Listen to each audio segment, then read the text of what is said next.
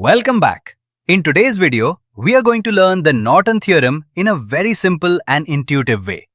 We will first understand the concept, then derive it step by step, and finally solve a practical example. So, watch the video till the end. Everything will become crystal clear. See, this is a voltage source of voltage V.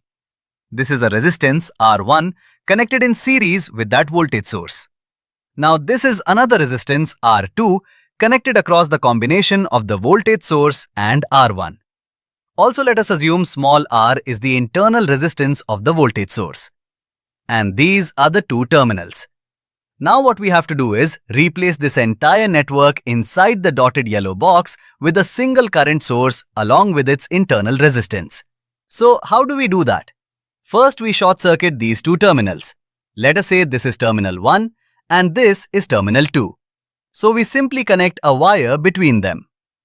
Now we need to calculate the current flowing through this short circuit. This current is called the short circuit current, and this will be our Norton current. Now once we short these two terminals, observe carefully. The resistance R2 gets completely bypassed because both its ends are at the same potential. So no current flows through R2 in this condition. Therefore, the entire current flows only through the path containing R and R1. So the short circuit current will simply be V over R plus R1. Let us denote this current as IN, the Norton current.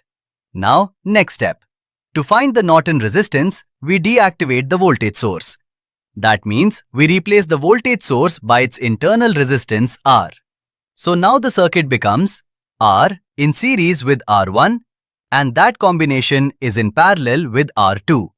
Looking into terminals 1 and 2, the equivalent resistance will be the parallel combination of R1 plus R and R2.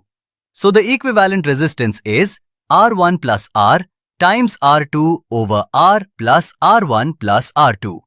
Let us call this resistance R sub N, the Norton resistance. Now finally we can replace the entire network with its Norton equivalent, a current source of value I sub N in parallel with the resistance R sub N. If we connect any load resistance, say RL, across these terminals, then the current flowing through RL will be exactly the same as in the original network. And this is the Norton theorem. Now let us take a practical example. This is a 20-volt battery. This is a 4 ohm resistance connected in series with it. Another 4 ohm resistance is connected across that combination. This is an 8 ohm resistance and this is a 10 ohm resistance. Between terminal 1 and 2, there is a 5 ohm load resistance. Now we have to find the current through this 5 ohm resistance. First, we replace the load with a short circuit and find the short circuit current.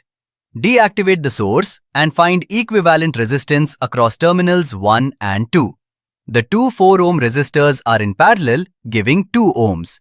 Then 2 ohms plus 8 ohms equals 10 ohms. So we get two 10 ohm resistors in parallel, giving 5 ohms. Now to find current, apply Thevenin. Across the two 4 ohm resistors, current is 20 divided by 4 plus 4 equals 20 divided by 8. Voltage across one 4 ohm resistor, 20 over 8 times 4 equals 10 volts. So Thevenin equivalent becomes 10 volts in series with 2 ohms. Now this is in series with 8 ohms, making 10 ohms in parallel with another 10 ohms. Again applying Thevenin, current equals 10 over open parenthesis 10 plus 10 close parenthesis. Voltage equals 10 times 10 over open parenthesis 10 plus 10 close parenthesis equals 5 volts. So final Thevenin equivalent is 5 volts in series with 5 ohms. Now short circuit terminals. I underscore SC equals 5 over 5 equals 1 ampere. So Norton current is 1 ampere and Norton resistance is 5 ohms. Hence, Norton equivalent circuit is a 1 ampere current source in parallel with 5 ohms.